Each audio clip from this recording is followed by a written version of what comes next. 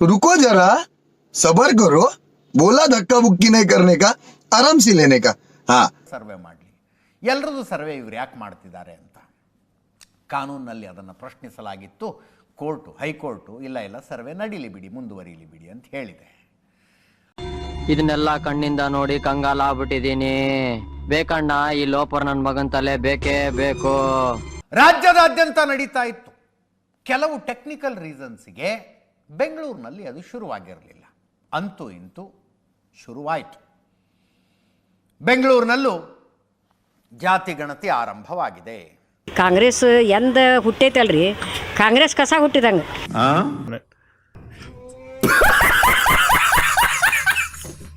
ಮನೆ ಮನೆಗೆ ಭೇಟಿ ಕೊಡಬೇಕು, ಎಲ್ಲರ ಮನೆಗೂ ಹೋಗಬೇಕು.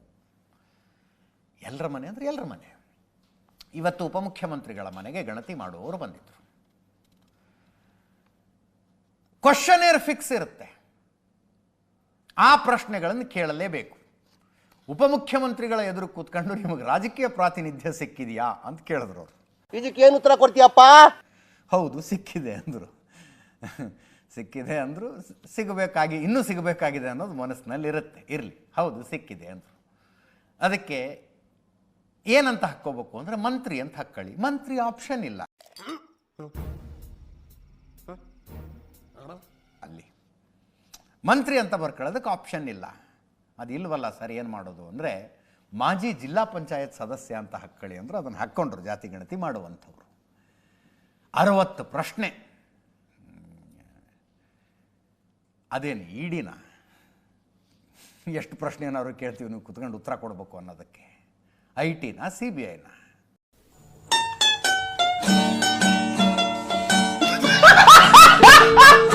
ಜಾತಿ ಗಣತಿ ಮಾಡೋರು. ಅವರ ಮೇಲೂ ಉಪಮುಖ್ಯಮಂತ್ರಿಗಳು ಗರಂ ಆದರು. ಇಷ್ಟೊಂದು ಪ್ರಶ್ನೆಗೆ ಉತ್ತರ ಕೊಡೋ ತಾಳ್ಮೆ ಇರೋದಿಲ್ಲ ಅಂತ. ಸಿಂಪಲ್ ಆಗಿರ್ಬೇಕ್ರಿ ಪ್ರಶ್ನೆ. ನಿಮ್ಮ ಹೆಸರೇನು, ಮನೆಯಲ್ಲಿ ಯಾರ್ಯಾರಿದ್ದೀರಿ, ಆದಾಯ ಎಷ್ಟಿದೆ, ಯಾವ ಜಾತಿ, ಇಷ್ಟು ಕೇಳಿದ್ರೆ ಸಾಕಪ್ಪ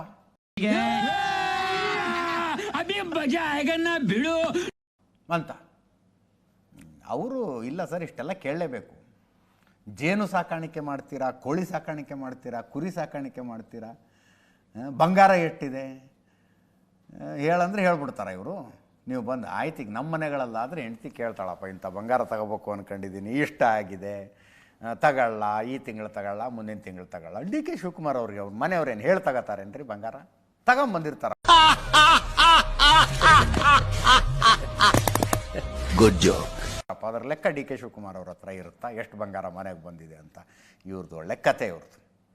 ಕೋರ್ಟ್ ಕೇಸ್ ಇದಾವ ಅಂತ ಕೇಳಿದ್ರು. ಬೇಕಾದಷ್ಟಿದ್ದಾವೆ ಅಂದರು DK ಶಿವಕುಮಾರ್. ಬೇಕಾದಷ್ಟಿದ್ದಾವೆ ಅಂತ. ಒಂದಕ್ಕಿಂತ ಒಂದು ಇಂಟ್ರೆಸ್ಟಿಂಗ್ ಇತ್ತು. ಪ್ರಶ್ನೆಗಳು ಕುತೂಹಲಕಾರಿ, ಉತ್ತರಗಳು ಕುತೂಹಲಕಾರಿ. ಆದಾಯ ಎಷ್ಟು ಅಂತ ಕೇಳೋದು. DK ಶಿವಕುಮಾರ್ ಸ್ವಲ್ಪ ಗೊಂದಲ ಆಯಿತು. ಎಕ್ಸಾಕ್ಟಾಗಿ ಗೊತ್ತಿರಬೇಕು ಅಂತಾನೆ ಇಲ್ಲ ಅಲ್ವಾ? ನಮ್ದು 6 ತಿಂಗಳ ಸಂಬಳ ಎಷ್ಟಿದೆಯಪ್ಪ ಅಂತ ಗೊತ್ತಿರುತ್ತೆ. DK ಶಿವಕುಮಾರ್ಗೆ ಗೊತ್ತಾಗಲಿಲ್ಲ ಅದು. ಸರ್ 20,000ದಿಂದ ಸ್ಲ್ಯಾಬ್ಗಳಿದ್ದಾವೆ ಅಂದರು.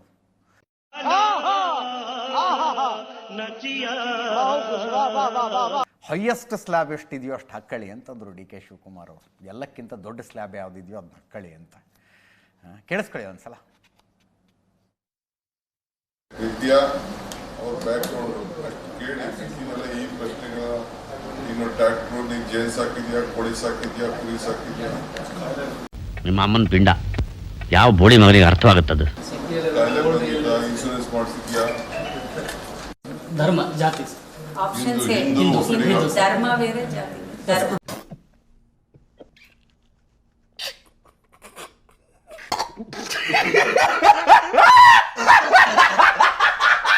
ಧರ್ಮ ಸರ್, ಹಿಂದೂ ಸರ್, ಜಾತಿ ಸರ್. ಸರ್ ಇದರಲ್ಲಿ 3-4 ಇದರಲ್ಲಿದೆ ಸರ್. ದಾಸ, ಚೋಳ, ಒಕ್ಕಲಿಗ ಅಷ್ಟೇ. ವೈಯಕ್ತಿಕ ವಾರ್ಷಿಕ ಆದಾಯ ಸರ್